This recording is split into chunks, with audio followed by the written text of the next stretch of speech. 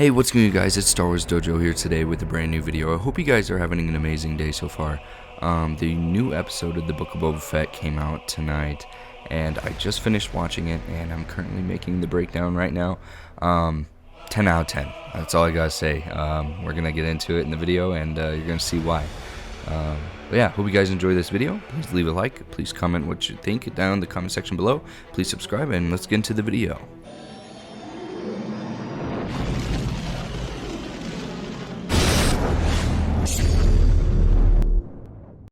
Alrighty, so the episode opens up to a alien in a butchering factory or like a butcher shop, and then we see like a little plastic wall curtain thing, and next thing you know, the Mando just pops right out of there. Like right in the very beginning of this, boom, Mando shows up, which was very unexpected. Well, we knew Mando was going to come in this episode, but it was so cool. He ends up walking his way through the building and finds a group of guys sitting down at a table. He speaks to the guys and explains that he's here for a specific person and he has a bounty for them. So he shows that the guy he's looking at is the bounty he's looking for, and his goons end up trying to fight the Mandalorian, and the Mandalorian just starts kicking ass, and it's just such a cool scene. And then he pulls out the Darksaber. This is all within the first 40 seconds of the episode, which is so freaking awesome. He ends up going around and stabbing people and just freaking doing things we haven't seen or what we've been waiting for as Star Wars fans. He ends up being shot several times throughout the scene. He ends up killing everyone that's shooting at him, and then the boss gets up and shoots at him, and he just completely stabs him, throws him on a table, and cuts him in half. It was jaw-dropping. I can't even explain what the heck happened. Then the workers that are at the meat plant are all waiting outside, wondering what the heck is going on. And then the Mando comes out and explains that their boss is dead, and because he has the bounty for him and is clearly holding his head in the bag. And then the scene changes to a Halo-looking rim, like the ring in Halo. It's weird. But apparently it's like a planet. We see the Mando walking through the streets of the Halo ring. He ends up finding a group of people that hired him for the bounty. He just wants information as his payment. They tell him to sit down and relax, or they're not going to pay him. He's like, I don't care about getting paid, just give me the information. They end up giving him the information, and he takes off.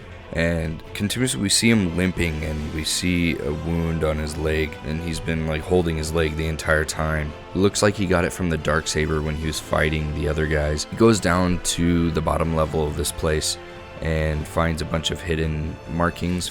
He ends up finding the Mandalorian emblem on a wall or a doorway. He goes through the door and he's walking around, and he comes across Amora. It was so cool. We weren't expecting to see her in this episode. We see him come in behind her, and he falls down the stairs, and then all of a sudden Vizsla shows up out of nowhere, and he's healing the Mando. He's healing his leg with some sort of Bacta spray or whatnot. The Mando ends up giving his Darksaber to him, and he hands it over to Amora, and she pulls out the blade and ignites it, and asks the Mandalorian if he knows what this blade is, and they go on talking about it. It's really cool. And then it cuts to a scene where they are gonna melt his Beskar spear. Amora says that it's wrong for a Mandalorian to have a weapon made of Beskar when Beskar is used for armor in their Mandalorian culture. So they end up smelting it. And the Mandalorian ends up asking Amora about Bo-Katan Kryze and learning the story and the history of her, and how she's not a real Mandalorian because she takes off her helmet and she earned the Darksaber as a gift rather than earning it. We get into flashbacks, and we see TIE bombers blowing up Mandalore. We see hundreds of them blowing up Mandalore. Crazy. The Empire comes in and blows up Mandalore and is destroying everything. The flashback comes out, and Amora asks Mando what she wants him to make, and he says if she can make some sort of armor for Grogu and stuff like that. And she ends up making the armor and does like a cool little montage of her making the armor, and she wraps it up all nicely, which looks like little chains, I'm assuming to be like chest plate armor for him, you know. So then the scene changes to the Mando and Amor fighting or dueling and trying to get good with the saber, when eventually Vizsla shows up and he's very upset, and he feels that he's the one who deserves that saber because it was rightfully in his family first, or in his clan first, and he would have heir to the throne, stuff like that. And so he challenges the Mando, and they end up fighting, and we see Vizsla pull out what looks to be a vibro knife and a cool Mandalorian shield from his van braces, I should say. They end up dueling and everything. Cool long scene. Vizsla ends up beating the Mando down, taking the darksaber and using it against him, when eventually the Mando puts him in a headlock and has a vibro knife up to his neck, and Amor forces them to stop, or says that Din wins, asks him if he's ever taken off his helmet, and Din takes forever to respond and comes out with the answer, yes, I have taken off my mask. And she says that he can no longer be a Mandalorian. So the Mando just picks up his darksaber and his stuff and walks out. The scene cuts to the Mando at a spaceport, and it's so funny. It's like real life when you go on an airplane.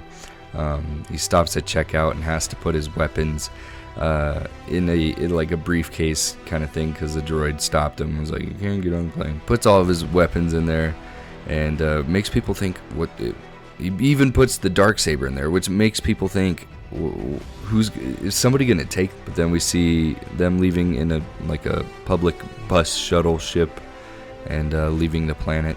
A little Rhodian youngling looks over the back seat, and it's just like a child, like in real life. It was just funny. It was a cute scene. And then we see the Mando pull out his little Baby Yoda baggie that looks just like Baby Yoda, and it's just like a heartwarming felt scene. The scene cuts to the transport landing on Tatooine, and we see Mando gets his stuff back in the briefcase when we all thought everything was going to be stolen. He's not going to have anything, which was pretty nice. I like him not losing his stuff right away. And then the scene cuts to BD-1, and if you don't know who this droid is, he's Cal Kestis' droid. We don't know if it's the actual BD-1. It could just be any ordinary BD-1 droid. Within the next 2 episodes, this could mean that we could see Cal Kestis. We don't know. We know that his story is canon, so it is a very high possibility. And then we see Pelimoto chasing like a little Tatooine giant rat thing chasing BD-1, and she ends up being pulled behind the thing, and the Mando shoots the little varmint and saves her. They get into talking, and she asks, why is he here? And he said, oh, you told me I would have a ship, or you'd have a ship for me. And she's like, well, I do, but it's not ready and it's not built and everything like that. She pulls off the curtain, and we see an N1 Naboo starfighter. This was in the Phantom Menace, when Obi-Wan and Qui-Gon were in the hangars. These ships were in those hangars. So this is, pre-Clone Wars era ships, and she has a scrapped one here, and it's just so cool to see.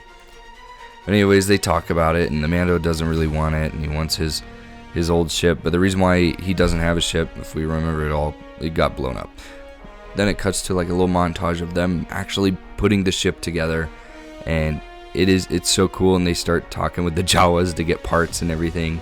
It's so cool. They got a whole montage of them of sanding it and welding it and doing all sorts of stuff, and we get to see BD-1 even help using the cool projector thing, which is really cool. Finally, we get to see the ship coming out of the hangar, and the Mando ends up walking around and looking at it, and he hops in to start it up. And this is the best part of this whole episode. It's just the startup sound. He tries to start it for the first time, it doesn't work. He starts it again, and it just, oh my gosh, it just brings back so much memories. He goes to take it for a test spin, and him, when he raises the ship in the air and takes off, it is most heavenly sound ever. It's just like Boba Fett's ship in the last episode. This sound is just so amazing. You never would have ever thought I would hear this ship fly ever again. Anyways, he's flying past Tatooine. He's going around, and we see the pod racing area where Anakin rode his pod racer in the Phantom Menace. And this is such a cool moment because this is like a big Easter egg of the Phantom Menace. And it's so cool. Mando even drives through the same exact valley that Anakin had to drive with his pod racer when he was a kid. It's so cool. And then he ends up wanting to test out the speed, and he starts to launch up into the air. And then he drives past the little transport ship with the little Rodian youngling, and he like looks out the window and sees the Mando. Mando's like zooming around everything. Eventually he gets pulled over by 2 X-Wings, and they're asking him for his ship ID and all this other stuff, and he doesn't have it, and all of a sudden he goes to hit the special button on the ship. And it's not light speed, but it's light speed. The ship has light speed capabilities, but he didn't need to use light speed. That's like how fast the ship was, and he was gone within a split second. And the X-Wing pilots were just sitting there. It was a funny little comedic scene, to watch. It's so cool. He ends up landing the ship, and it was informed that he has a special visitor. We see Shannik Fang show up and ask the Mando for some help because Boba needs, the muscle. As the ending credit scene we saw in the last episode, we knew the Mando was going to show up, but we didn't expect it to be this soon. The Mando says, "I will help you, but first I need to go see a small friend."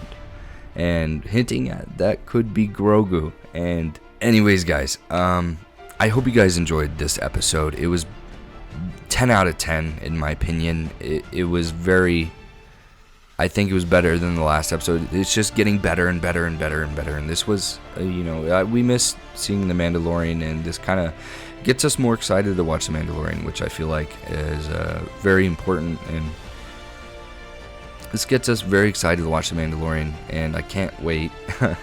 I absolutely love this episode, and I hope you guys did too. And if you did, please leave a like. Please tell me what your thoughts are in the comment section below. Please subscribe, and I hope you guys have an amazing rest of your day. And may the Force be with you always.